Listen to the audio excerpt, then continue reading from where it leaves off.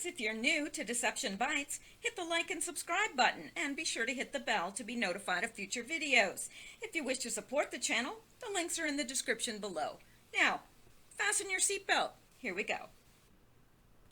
All right, guys, I'm back, and it is Saturday, April 13th, and it is 10:26 p.m. Eastern Time. I know I'm getting a very late start. Actually, I have had a completely action-packed day.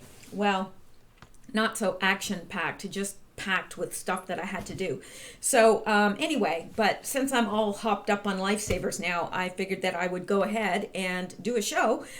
So we don't have any Q posts for today, but we do always have Q-related news. So let's get started. And I want to tell you guys that, well, you know, a lot of times I say don't scare the hair. Well, you can go right ahead and scare the hair today because it has already been scared. In fact, it has been quite petrified today, as you can see. I've been out in the wind and it shows. Anyway, let's get into some Q-related news. I hope you're all doing well this evening. Like I said, I'm all hopped up on lifesavers, and really I am. Sugar does this to me, and I'm really not supposed to be eating sugar. So anyway, I don't know if you saw that. Okay, here we go. Now, this is the first little item, and oops, it says make a selection first. I did make a selection. Here we go.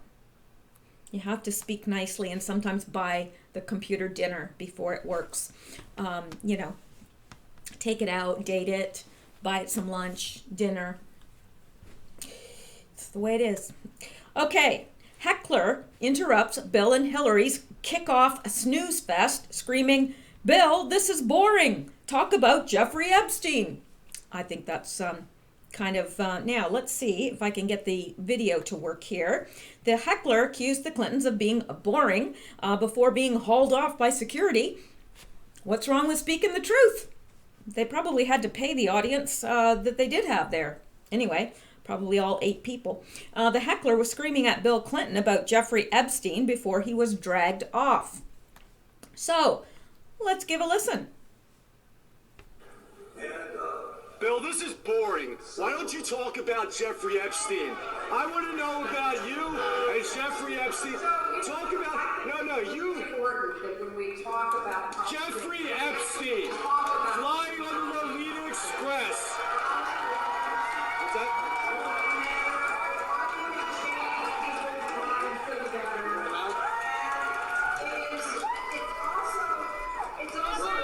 No, Bill. Now, you know you enjoyed that.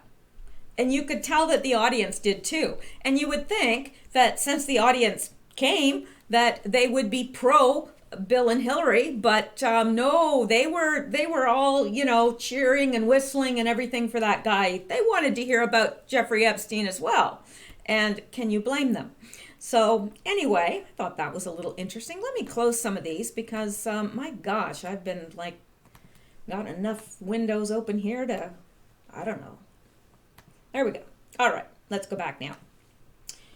Okay, now, in the same document in which Ecuador threatened to hand Assange over for arrest, Ecuador also threatened to put Assange's cat in the pound.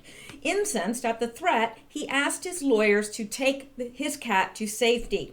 The cat is with Assange's family. They will be reunited in freedom. Now, I had somebody put on my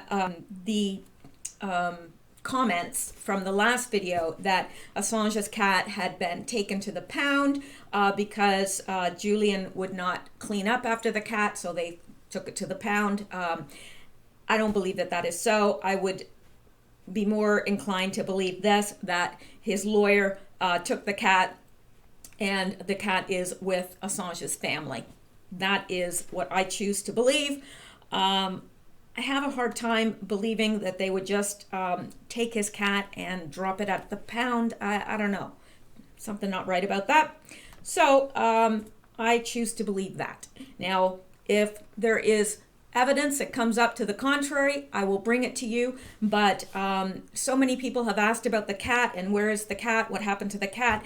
And not just me, not just this audience. I've been seeing it on Twitter. I've been seeing it all over. Lots of people were wondering about the cat. So because it was, every once in a while you'd see a picture of this cat, and it was very adorable. And I would think that it was, be very good company for him. So I was kind of concerned about that. But we have nothing to be concerned about. The cat is with Assange's family, and they will be reunited at some point in the future. Now, something a little bit more serious here. Let's look at this. This is from the New York Times. All right, 27 more graves may have been found at a notorious Florida boys' school. Now, this is the first I'm hearing about this. So when it says 27 more graves, I would assume that there's been articles about this previously that I have not seen. So I am completely unaware, or was completely unaware of this story. In the 1990s, students at the Arthur G. Dozier School for Boys made and installed grave markers to memorialize students who died at the school. All right, more than 24 additional unmarked graves may have been discovered on the grounds of a defunct boys' reform school in the Florida Panhandle that was notorious for beatings, abuse, forced labor, and neglect, according to a letter sent by the state's governor this week. The discovery at the former Arthur G. Dozier School for Boys came during pollution cleanup at the site last month, when a subcontractor found 27 anomalies in the ground consistent with possible graves. According to the letter from Governor Ron DeSantis to the chairman of the Board of Commissioners in Jackson County, where the school grounds are. The latest development adds to the grim accounting of the school, where anthropologists have already found 55 graves and unearthed the remains of 51 people from the 1,400-acre campus, which sits amid thick pine forests in the town of Mariana. That is it's not unbelievable. It's not unbelievable because I'll tell you, there's been several schools in Canada, residential schools, where Native Americans, Native Canadians were interned, really, because they would take the children away from natives, which is why probably I had no idea of my own Native background, and that my father and his family all the way back were Native. I had no idea because people hid the fact because of that very reason. So there are a lot of Native people in Canada that are not aware of their heritage for that very reason. So it was quite common. I know out west there was a huge deal about a residential school where there were many bodies. It was a mass grave. So this is not unheard of.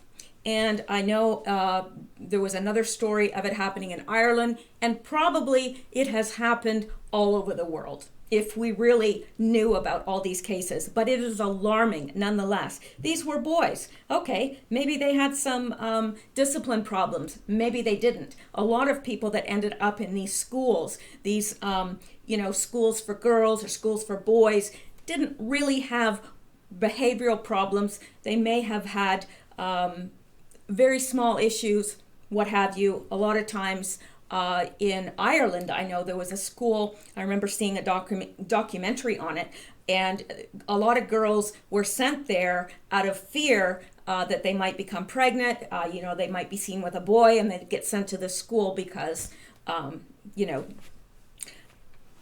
it seemed odd, really odd to me, but this was another day and age. And so who knows? Some of these people were not sent there for any good reason whatsoever. But anyway, they have found 55 graves, and these are boys. Very sad. In records, the cause of death for the boys was often listed as unknown or accident. Wow.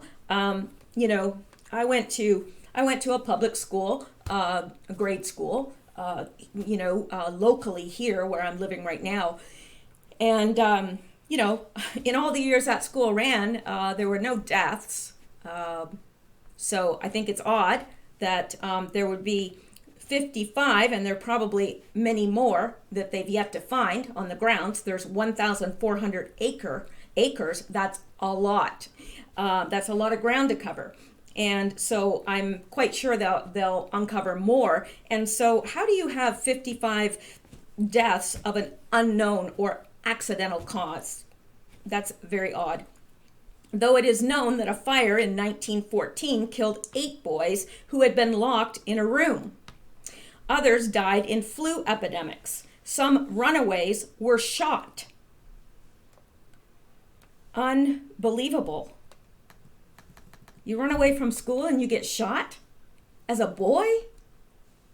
And I have a hard time believing that they died in flu epidemics either. It's very rare for a child to die from the flu. It's extremely rare. Now, it's not so rare if you're elderly, and especially some of the strains that have come along recently, because I think that they've been helped a little, if you know what I mean. Anyway. Almost from the moment the school opened as a Florida State Reform School in 1900, there was a steady stream of reports of abuse, indentured servitude, crowding, and neglect. So many children, among them runaways and so-called incorrigibles, were sent to the institution that it became the largest in the country. Despite continued allegations of mistreatment and harsh conditions, the school remained open until 2011. Wow. When the state shuttered it. Advocacy efforts by a group of men known as the White House Boys helped to reveal the horrors that took place at the school. A team of anthropologists from the University of South Florida used radar technology to search beneath the ground and discovered dozens of unmarked graves. The anthropology team, has focused largely on Boot Hill, which during the segregation era was a documented cemetery on the African American side of campus. The latest findings only add to the catharsis for people like Jerry Cooper, who was at the school from 1960 to 61 and is president of the White House Boys, whose name is a nod to the small cinder block building where they say they were viciously flogged for the slightest infraction. Does it surprise me about what they located? Mr. Cooper 74 asked. No, I've always said this is not all the bodies. I experienced that place. I know what went on there. It's a lot worse than people know. He once received 135 lashes at 2 a.m., he said, and almost died from the beating. There are untold numbers of stories like that. Mr. Cooper said he was at a ceremony at the Dozier campus earlier this year, and now the thought of what lay in the soil beneath his feet makes him shudder. 100 yards away or so, there's 27 more anomalies, he said. That hits hard. That, to me, it makes me want to cry. It really does, because these are boys. These were boys. And the other thing that it makes me wonder, because the campus was segregated, so there was the African American side and the Caucasian side, and it makes me wonder if, you know, when they are unable to unearth these bodies or do any DNA testing or whatever on them, if they do, it would be interesting to me to see the breakup of the race.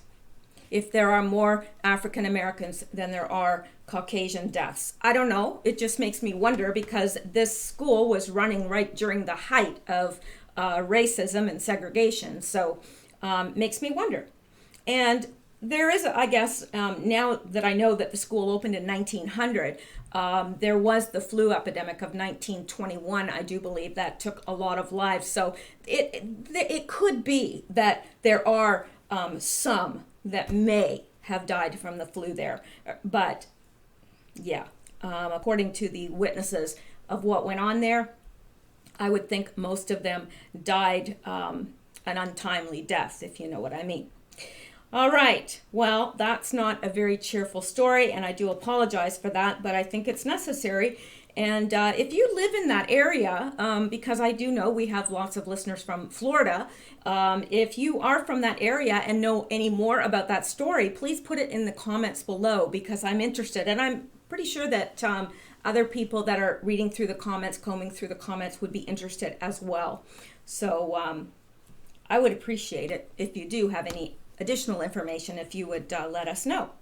All right, let's look at this. This is something new in the UK.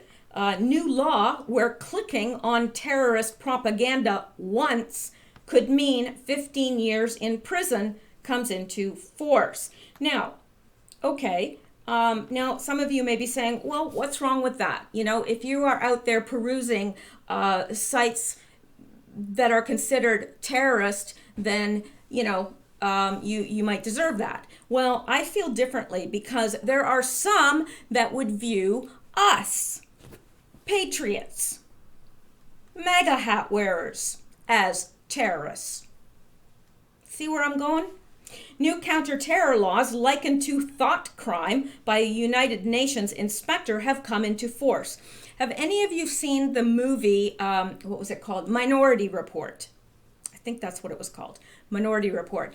And it was all about thought crime, but because it wasn't, they had these empaths and they would see crimes before they were committed. So, you know, law enforcement would sweep in and they would arrest the person, but the person would say, but I haven't done anything yet. Yeah, but you're gonna, right? So that's what this is. It's exactly the world of Minority Report, where you've clicked on a site that is terrorism related and automatically you go to prison because they're thinking, and you say, well, but I haven't done anything. Yeah, but you're gonna. That's what it's like. A raft of new measures means people can be jailed for viewing terrorist propaganda online, entering designated areas abroad, and making reckless expressions of support for proscribed groups. The government also lengthened prison sentence for several terror offenses, ended automatic early release for convicts, and put them under stricter monitoring after they are freed. I can't pronounce this person's first name, but his last name is Javid, said the Counterterrorism and Border Security Act 2019 gives police the powers they need to disrupt terrorist plots earlier and ensure that those who seek to do us harm face just punishment. As we saw in the deadly attacks in London and Manchester in 2017, the threat from terrorism continues to evolve, and so must our response, which is why these vital new measures have been introduced, the Home Secretary added. MPs had urged the government to scrap plans to criminalize viewing information useful to a person committing or preparing an act of terrorism, which goes further than much-used laws that made physically collecting, downloading, or disseminating the material illegal. Now, what if somebody, you know, have you ever been rickrolled? I never knew what that term meant until it happened to me, and somebody sent me a link, and, you know, it goes to a site that either has something pornographic or it has some ridiculous song or what have you. So say somebody rickrolls you and sends you a link to a site that these people consider terrorist. And then what happens when you click on it? 15 years in the slammer. There's something wrong with this. There really is. There's something wrong with this. Now, granted, you know, I don't really think that people would be out perusing terrorist-related sites unless, you know, they might have an interest, but perhaps they're doing research. I don't know. Clicking on something is not equal to committing a crime. And I think we're really treading on some dangerous territory, because you know what's happening in America. You know it just as well as I do, that we are being censored beyond measure. And I know that myself just from Twitter. It's so funny because I'll tweet things out and I'll see in the, you know, the feed, it'll say 9 people followed you, 17 people followed you. But my numbers on the people that my followers never goes up. It might go up by 1 every so often. But it's so weird because it'll say, well, this many people followed you, but the number doesn't change. Like that's the things that they're doing. They're shadow banning people. They're on Twitter, on Facebook, they demonetize you, and then they make it very difficult for people to find you when they search for you, when they search for your channel. I've had people, and you can see it in the comments yourself. They say, oh, I didn't think you were still on here. I'd been searching for you, I couldn't find you. Well, that's no mistake. They do that on purpose. And also, I wanted to mention while I'm on this subject, if you happen to see an advertisement on my channel, please let me know, because I've had a couple people say, wait, you said you were demonetized. I am demonetized. I get nothing from Twitter whatsoever. Nothing. So, from YouTube. I get nothing from YouTube whatsoever. So if you see an advertisement on my channel, please let me know, because it's not going to me. And I've had other people from other channels mention the same thing. They say, wait a minute, my channel's demonetized, but people are saying they're getting ads. How is that? So please let me know, because I am making a record of these things and keeping track and recording it for purposes yet unknown. But anyway, I would ask that you would do that for me, please. If you see or if you can take a screenshot, that's even better. All right, so a report by the Joint Committee on Human Rights said the offense, punishable by up to 15 years in prison, is a breach of the right to receive information and risk criminalizing legitimate research and curiosity, which is what I just said. What if you're doing research on this? And there are people that do research on this and research all sorts of things. I know for myself, I researched a great deal about Satanism, and I researched a great deal about Luciferianism, because it happened to touch my life in a very personal way, and I wanted to understand what had happened to me. Now, does that mean that I'm a Satanist? Does it mean that I'm interested in Satanism? Absolutely not. Does it mean that I'm a Luciferian? Absolutely not. So you can't, there's something very wrong with this. And the UK is going, I don't even understand. They are going down such dangerous paths so quickly. You think that it's bad here, but my gosh, I feel very, very badly for the people in the UK. United Nations inspector accused the government of straying towards thought crime. That's exactly what they're doing. Professor Joe can't pronounce the last name. It seems to be pushing a bit too much towards thought crime. The difference between forming the intention to do something and then actually carrying out the act is still fundamental to criminal law. Original proposal said people would have to access propaganda on 3 or more different occasions to commit a terror offense, but the benchmark was removed, meaning a single click is now illegal. So you don't have to commit a crime. You just have to click, and you go to prison. You don't have to commit a crime. And how can they ever prove that you had the intent to ever commit a crime? They can't, but they'll send you to prison. 15 years. 15 years. So anyway, I'm not going to belabor that.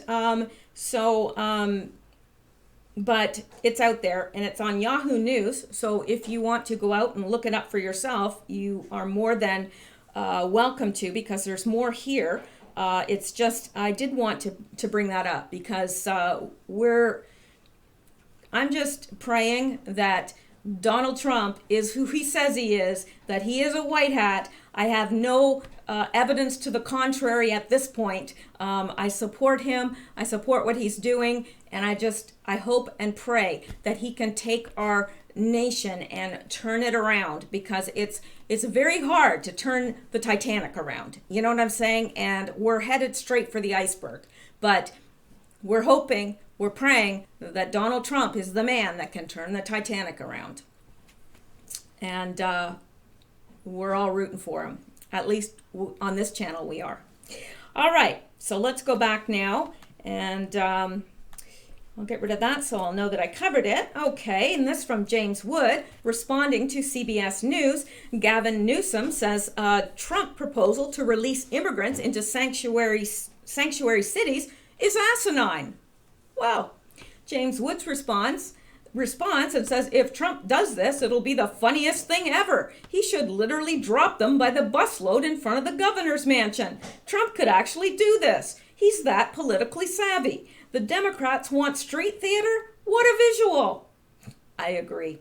And, you know, I love me some James Woods. I think he's awesome, and I always enjoy his tweets. And this from Rudy Giuliani. My former assistant, Comey, says it's concerning that the Attorney General is investigating spying. Jim should be concerned since he signed the false affidavit, which was based in part on, in his words, the salacious and unverified Steele dossier. Jim, that's spying. I very clever of him, and I'm glad that I saw that in his tweets, because I thought that was very well stated. And look at this. I thought this was very interesting as well. Now, Donald Trump tweeted this out. Great playing, Tiger Woods, at the Masters. Tomorrow will be a big and exciting day for golf and for sports. Many fantastic players in the hunt. Ratings gold. Good luck to all. Now, that actually struck me a little bit too, because many fantastic players in the hunt. That's an odd little phrase, don't you think? And so Lisa May Crowley, of course, no relation to the infamous Crowley, she puts in the hunt. Now, down here, running the race says, makes reference to this Q post from August 15th, 2018, where Q says, find the matches, open source. They never thought they'd be hunted. Q. And running the race says, nice catch. They never thought they'd be hunted. Q. And up here, many fantastic players in the hunt. Ratings gold. Good luck to all. Now, I somehow, call me crazy. You wouldn't be the first. But I don't think he's talking about sports there. I think he's talking about the hunt. And personally, I think the hunt is on. So I thought I would share that little piece of information. Now, the man from Ilhan Omar's district, no less, the man whose name they are covering up, they are giving him a different name than his actual name. He is, I'm not going to say it, but I think you can guess. And suspect identified and arrested after 5-year-old thrown from third floor balcony of mall. Now, this is the Mall of America, and this 5-year-old was thrown from the third floor balcony.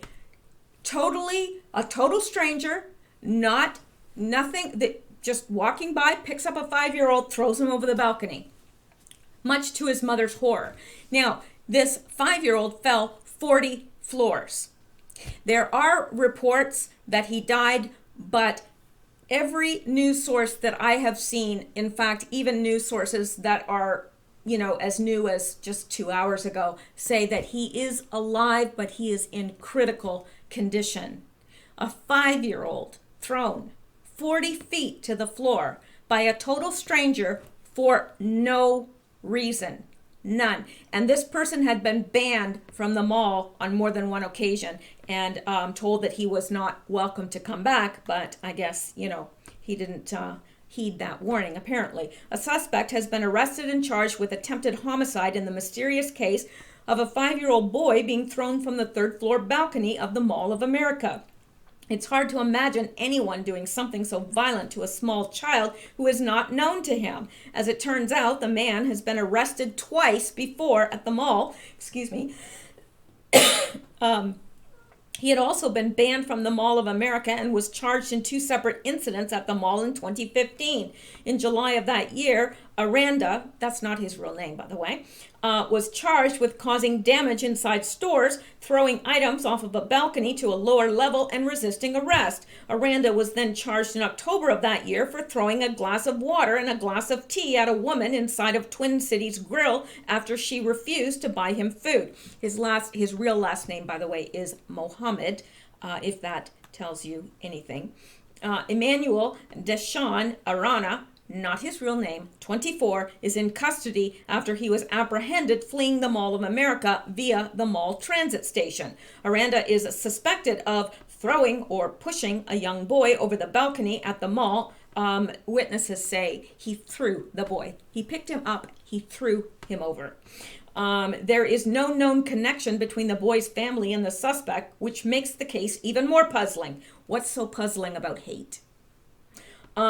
Witnesses told police that the 5-year-old boy had been pushed or thrown from the 3rd floor of the mall balcony.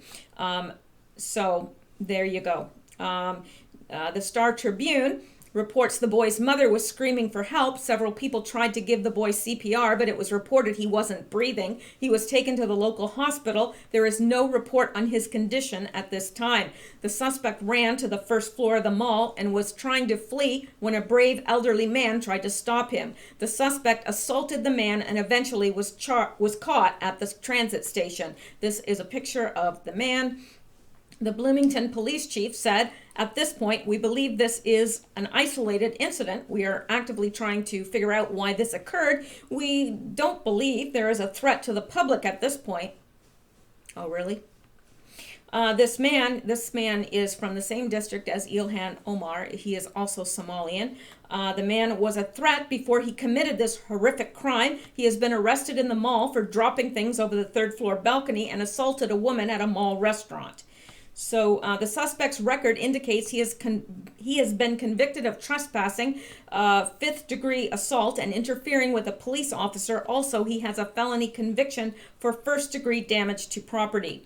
And it wouldn't surprise me if he will have a conviction for murder because, I don't know, that is a long way for a small boy to fall. A very long way. 40 feet, 3 stories. That's quite a ways. 3 mall stories, which are higher than just normal stories. So, okay, let's go back and see what else here. Now, I want to get to this because we don't hear too much about Melania, but I'm telling you, so many people, they think of her as this weak-willed, woman that just, walks 10 steps behind her husband and, only married him because of his money and stupid. And I don't know where they're getting this from. She speaks 5 languages. The woman had her own money. She didn't need Donald Trump's money because really nobody needs $1 billion. I'm just saying. They don't. So anyway, I wanted to show you this because I had a great deal of respect for Melania before, but I have even more respect for her now.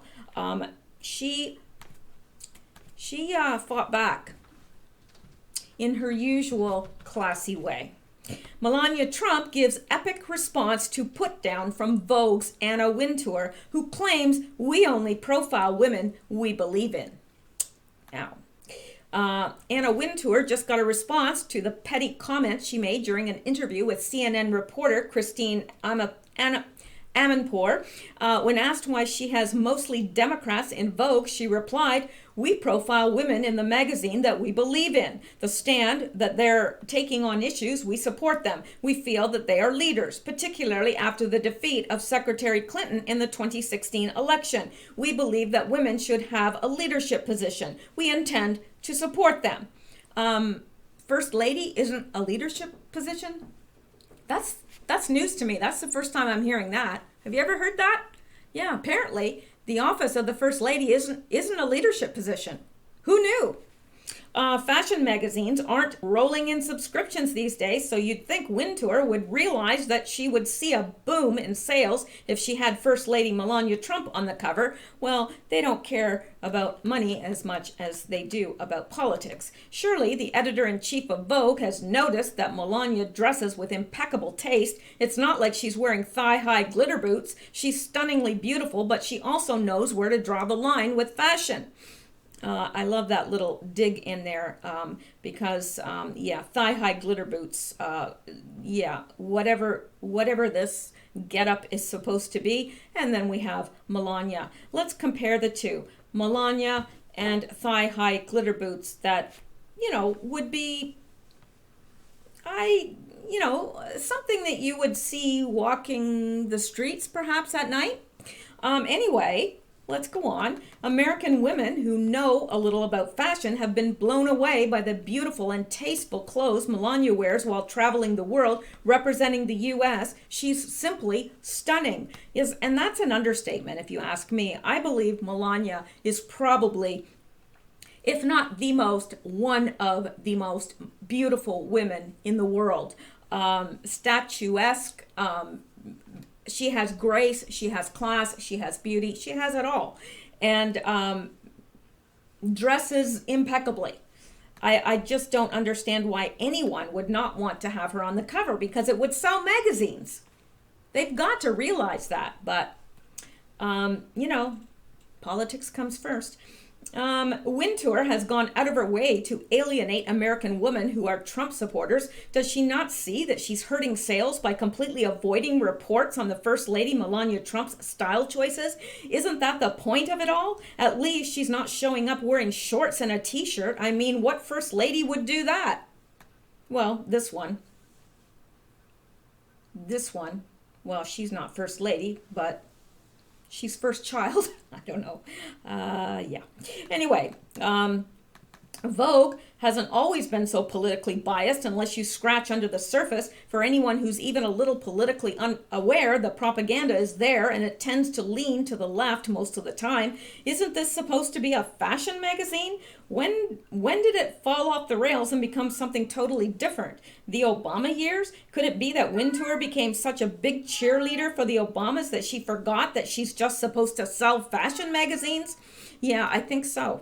And look, here is Michelle Obama, 3 covers of Vogue. Yeah, and, one could argue, well, I'm not going to go there.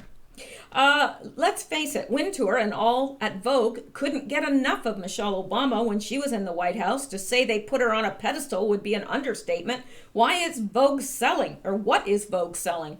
Well, they're certainly not selling fashion, because they have become very politically minded. Political propaganda or high fashion. Somehow, it seems that Vogue lost its way and doesn't know what it is. Wintour claimed this week during the interview with CNN that Vogue has decided to take a stand. In other words, they plan on promoting the leftist agenda, period. Melania responds. This is classic Melania. I'm telling you, this woman is smart. According to Fox News, First Lady Melania Trump's spokesperson, Stephanie Grisham, responded to Wintour's comments. Now, she is a spokesperson for Melania, which means these are Melania's words through her mouth. And if you don't think Melania had anything to do with crafting this response, you would be wrong. Now, let's look at what Melania has to say through her spokesperson. To be on the cover of Vogue doesn't define Mrs. Trump. She's been there, done that, long before she was First Lady, Grisham told Fox News. Her role as First Lady of the United States and all that she does is much more important than some superficial photo shoot and cover. This just further demonstrates how biased the fashion magazine industry is and shows how insecure and small-minded Anna Wintour really is. Unfortunately, Mrs. Trump is used to this kind of divisive behavior. Thank you. Thank you, Melania Trump. Thank you, First Lady. She, I am so glad that she responded and didn't just leave this. I really am. Because, you know, she's saying, look, you know what? I've been there, done that. Yeah, I don't need to be on your cover. I've been on all the covers. I've been on the all the covers all over the world. I've been there, done that. I don't care. My job as First Lady is much more important than a photo shoot. You gotta love it. And she's used to this. You know, she says, well, yeah, I'm used to this divisive behavior. It's all right. I've been there, done that. I don't need it. Love her. Seriously. And look at her. She's always impeccably dressed, and she's always dressed right for the occasion. Always. So, and underneath it says stunning after this picture. And I would agree. She is simply a stunning woman. She really is. And she's stunning not because of her looks, because you know what? There are a lot of good looking women. And as soon as they open their mouth, you think, what? I'm sure you've met them. I'm sure we've all met them. And you think, well, there's a nice looking woman. But no class, no grace, no beauty on the inside. It's just all outer. And beauty is skin deep, but there's something extra with Melania. She's got the grace, the class, the intelligence to go with it. And she holds herself very well, and she, especially in the light of all that she's had to go through. I don't know too many that would handle that kind of stress, to tell you the truth. But she's held up very, very well. So anyway, I wanted to bring that to you because we don't often get a story about Melania, and I just think that she deserves kudos for that. All right, let's go back. And I can't remember what this is, but I know it's important. I'm gonna come back to that actually another time because I do remember what that is. Okay, and this from James Woods. We all know that if illegal aliens voted Republican, Schumer and Pelosi would be out there laying bricks on the border themselves. We know that's true, sadly. Sadly, we know that's true. If the illegal aliens were coming in and they were all voting Republican, oh, they'd want them out. They would want them out. They'd want the laws changed to get them out of the country, those that were in the country out, and they'd want that wall to be 50 feet high, 100 feet high, 300 feet high. Yes, they would. All right, and this, Donald J. Trump, Democrats must change the immigration laws fast. If not, sanctuary cities must immediately act to take care of the illegal immigrants. And this includes gang members, drug dealers, human traffickers, and criminals of all shapes, sizes, and kinds. Change the laws now. And Rock Princess responds, Dems don't think this influx of illegal invaders is a crisis, so they can accept responsibility for these criminals and take them into their sanctuary cities, or sit down and let Republicans secure our border. Enough already. Dems are playing games. It's sick. Put up or shut up. Couldn't have said it better myself. And I loved this meme, so I included it. Here's Nancy Pelosi. We want illegal aliens in our sanctuary cities. Trump. Okay, here they come. Pelosi. That is outrageous. Isn't that exactly what just happened? That's exactly what just happened. That's why I love that meme. All right, and this, loved this as well. Mother time is over. It's time to pay the bar tab. That's a good meme. Doesn't get much better than that. And this. Hey, remember that time Trump canceled your flight? That was awesome. And Trump. I love that picture of him because it's so him. You know, it just really is. He is the master troller. And you gotta love the guy, really. You really have to love the guy. Now, I don't think I ever... let me see. This was, I got this a while ago, but I don't think I ever brought it to you guys. If I did, then I've forgotten.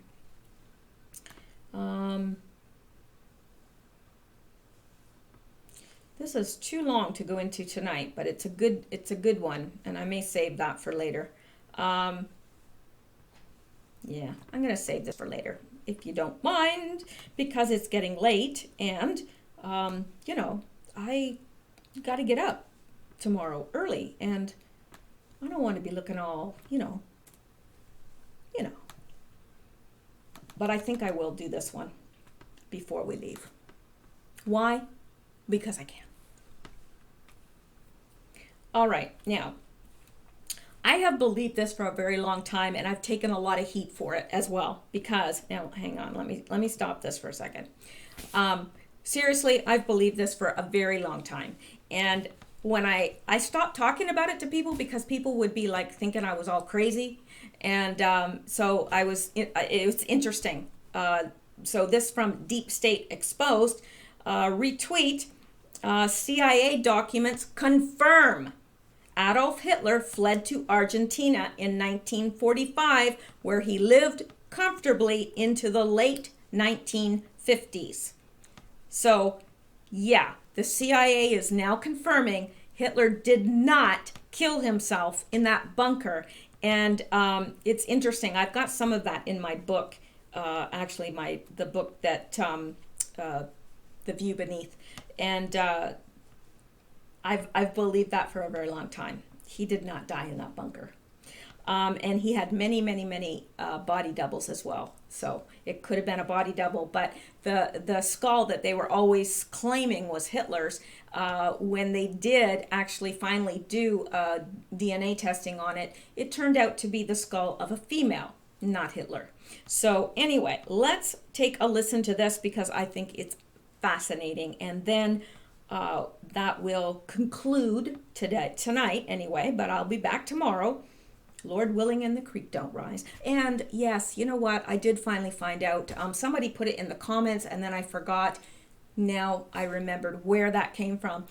It's not talking about the creek rising. I told my mother this because she taught school all those years, and she found it interesting as well. It says, Lord willing, and the creek don't rise. It's talking about the Creek Indians. Apparently there was a great uprising of the Creek Indians, and, you know, Indians don't, you know, readily take to people trying to take their land. And I will always defend the natives, because, well, I am one. I know I don't look it, but I am. At least on one side. All right, so let's listen to this.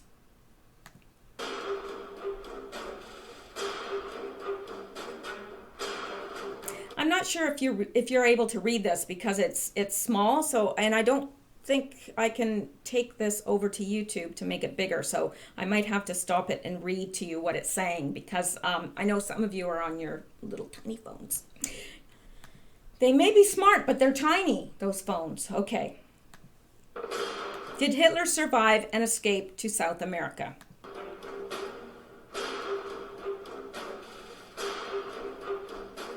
A newly declassified CIA document reveals the agency investigated the possibility as late as 1955. The document highlights a former SS soldier who told spies he had regularly met with Hitler in Colombia. Citroen, a CIA source, claimed to have contacted Hitler about once a month in Colombia on his trip from Maracaibo to that country as an employee of the KNSM Royal Dutch Shipping Company in Maracaibo. I don't know if I pronounced that right.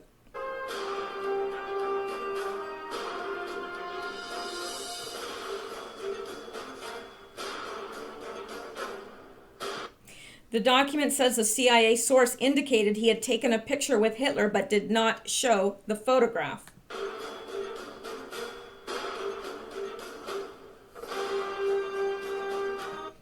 The second page shows a picture of the informant, Philip Citroen, with someone he claims is Hitler in the mid-1950s. Sure looks like Hitler to me. I know this is very small, If you go to Twitter and go to Deep State Exposed, that is where I found this.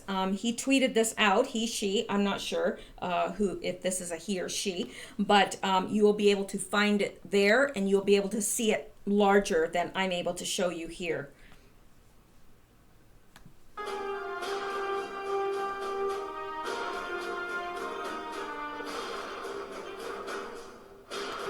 The official history is that Hitler committed suicide by taking a cyanide capsule and shooting himself.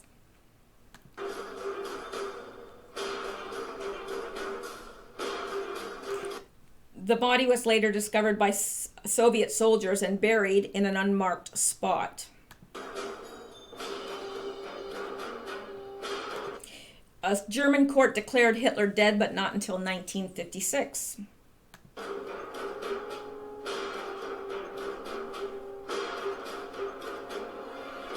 Rumors have circled for years that Hitler survived and fled to South America. So anyway, apparently CIA documents now confirm Adolf Hitler fled to Argentina in 1945. And there is a show on television that I watched, but it was a while ago, and it was called Hunting Hitler. So I'm not sure what channel that was. It was a while ago, but it's probably out there. It might even be on Netflix. I don't know. But very, very interesting stuff. I've always been interested. I've actually studied a great deal about World War II, and I've always been interested because I've always wondered how something like that could have happened. And I searched and searched and searched because I had such a desire to know, because I could not believe that something that horrible could have happened in that recent of history. But now it doesn't surprise me anymore, and it wouldn't surprise me to see it happen again, to tell you the truth. I don't like even saying that, but anyway, I should have ended up on a happier note. Well, the embassy cat is okay. That's good news. We were all worried about the cat. Okay, well, maybe it was just me, but still. All right, no Q. Still waiting for Q posts. I will keep watching tomorrow to see if there are any. If there are, I will bring them to you immediately.